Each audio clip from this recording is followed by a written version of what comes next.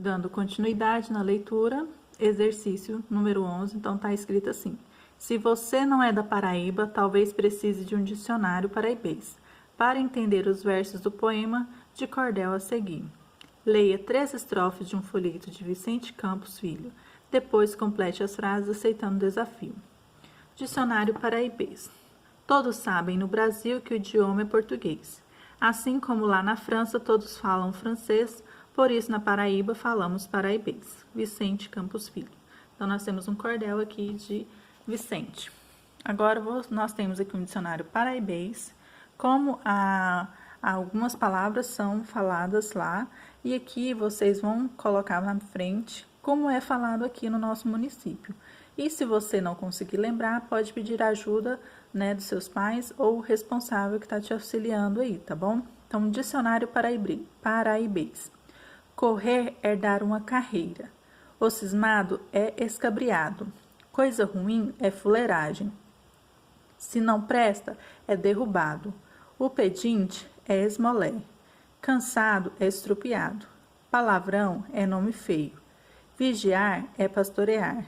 Enganar é dar um migué. Rir dos outros é mangar. Fofoca chama fuxico. Persistir é pelejar. Então, você vai colocar aqui para mim, como falamos aqui no nosso município, essas palavras que estão minúsculas do lado aqui, essas aqui que estão minúsculas. Como nós falamos, você vai escrever elas aqui, tá bom? Prosseguindo. Exercício número 12. Agora você é cordelista. Usando o vocabulário próprio da sua região, complete os versos mantendo o ritmo poético e as rimas. Então, nós temos aqui, né, algumas palavras e vocês vão manter o ritmo aqui. Então, zangado é, a nuca chama, o bolo diz que é, o dar cascudo é, estourar é, dar um pulo é. Então, você vai utilizar aqui algumas palavras do nosso cotidiano aqui do nosso município e vai escrever aqui, tá bom? Então, vamos prosseguindo. Próximo exercício. Exercício número 13. Antes de ler o número 13, nós vamos ler este informativo aqui. A literatura não existe para ser ou ter utilidade, mas é importante fonte de informação. Ajuda, dar asas à imaginação. É alimento para a alma, expressa a cultura, os valores e as tradições dos povos. Faz denúncia social, pois, como já disse Manuel de Barros, é sempre bom usar algumas palavras que ainda não têm um idioma. Então, aqui, leia as estrofes de um poema do cordelista Patativa de Assaré. Então, vocês conhecem um pouco de Patativa do Assaré. E aqui nós temos o ABC do Nordeste flagelado. E aqui vocês vão ler, para mim nós temos aqui, ó, começa com A, depois com B, C, tá? E aqui são partes deste ABC aqui, deste cordel aqui, que foi dividido em algumas partes. Então, vocês façam a leitura deste ABC do Nordeste flagelado. Agora, vamos para o exercício número 14. Leia o que afirmou o poeta e jornalista Geir de Campos. Então, vamos ler aqui. Em arte poética, o ABC designa certo tipo de composição em que as estrofes principiam sucessivamente pelas palavras em sua ordem alfabética natural. No Brasil, o ABC é principalmente encontrado na literatura popular dos cantadores, que por esse meio celebram os feitos dos cangaceiros, vidas de santos e heróis, coisas e fatos marcantes. Letra A. De que trata o ABC do Nordeste flagelado? Você vai colocar aqui para mim. Letra B. Após ler as 3 primeiras estrofes do poema, como você imagina a sua continuação? Então, como você imaginaria a continuação do ABC do cordel? Assinale os efeitos de sentido decorrentes da escolha da forma ABC para vecejar. Então, você vai marcar aqui os efeitos de sentidos decorrentes né, dessa forma de versejar aí. Então, você vai marcar qual desses é apropriado aí.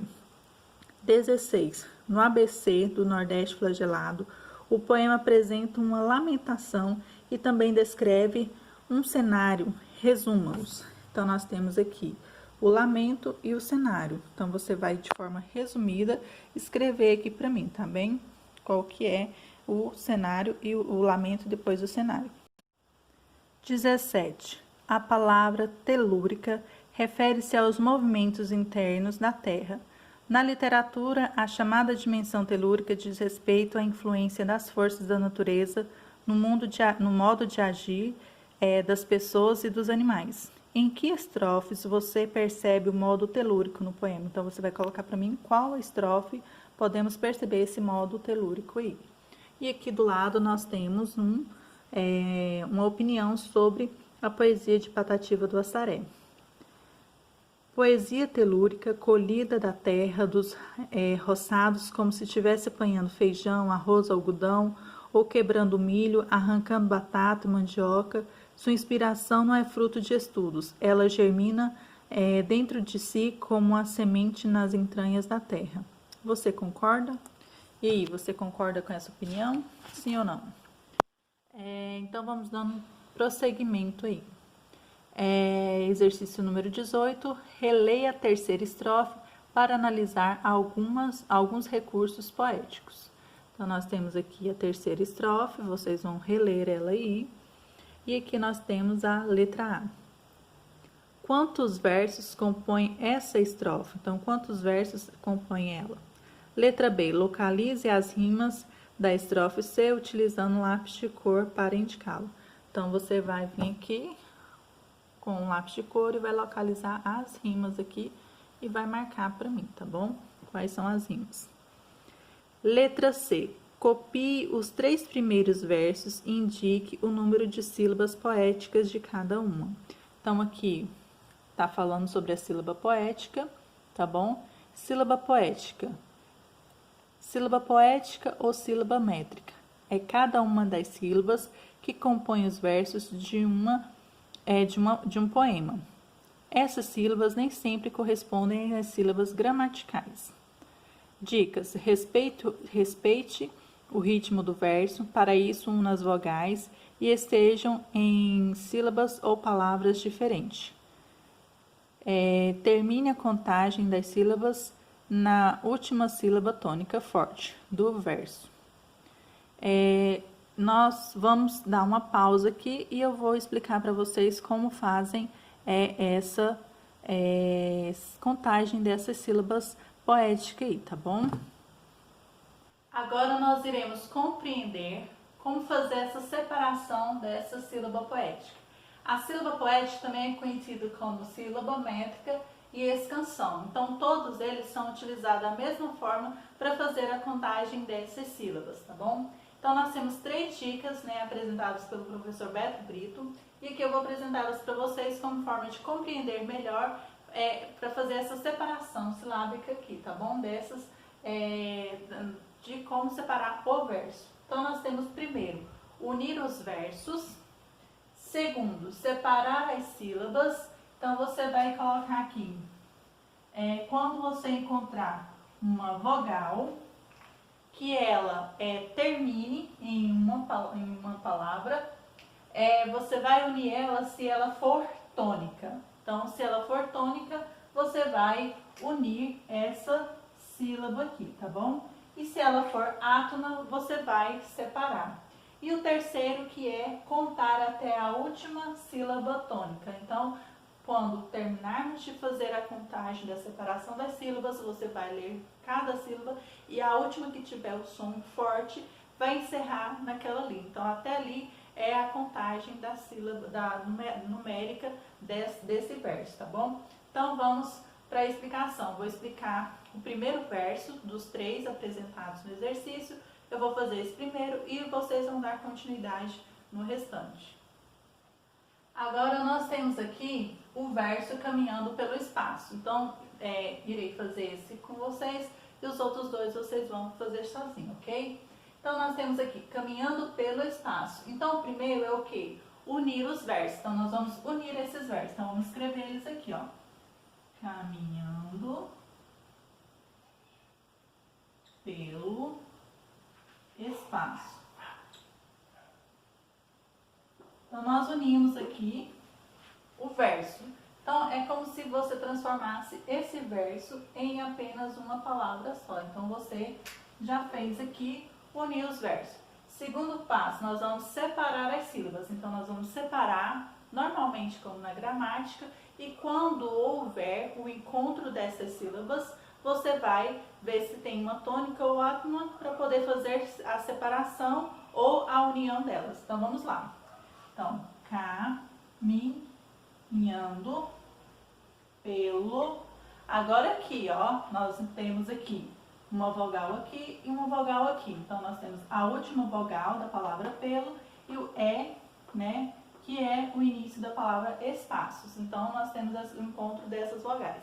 Então, pelo espaço. Então, você vai pronunciar aquela que tem o som mais forte, é a sílaba tônica.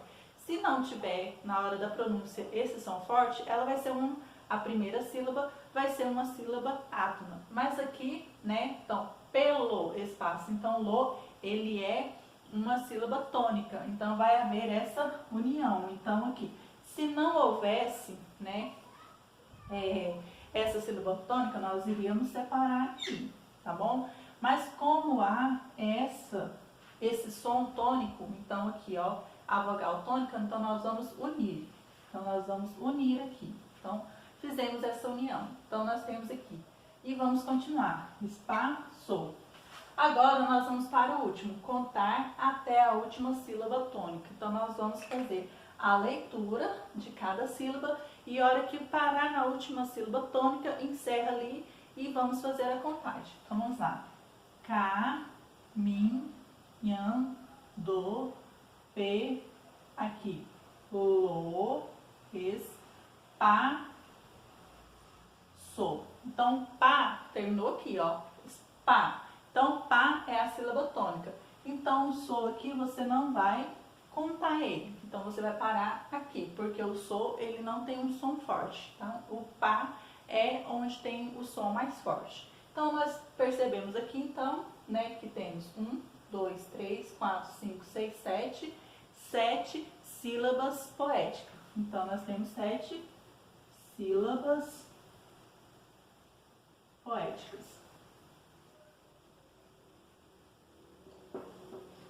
Então, dessa forma que vocês acabaram de compreender aqui, vocês vão fazer com os dois versos, né, da primeira estrofe da estrofe apresentada aí, ok? Então, vamos dar continuidade no próximo vídeo à leitura dos exercícios.